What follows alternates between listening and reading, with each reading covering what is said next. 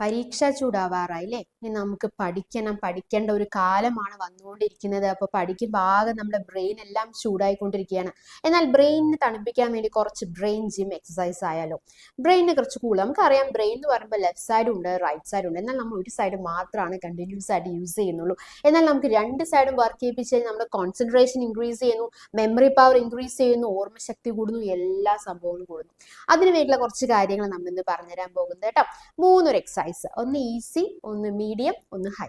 Okay, അങ്ങനെയുള്ള മൂന്നെണ്ണം വേഗം നമുക്ക് പറയാം. ആദ്യം എന്ന് പറയുന്നത്, നിങ്ങൾക്ക് മക്കളെ ഒരു ടേബിൾ ഉണ്ടെങ്കിൽ ടേബിളിൽ വെച്ച് ചെയ്തോളൂ. അപ്പൊ നിങ്ങൾക്ക് കാണാൻ വേണ്ടിയിട്ടാണ് മിസ് ഇങ്ങനെ വയ്ക്കുന്നത്. കണ്ടോ, 1 2 3 4 5 6 7 8 9 10.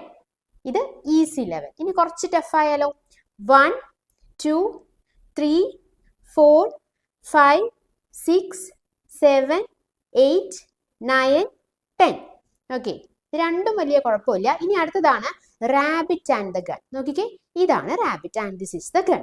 1 2 3 4 5 6 7 8 9 10.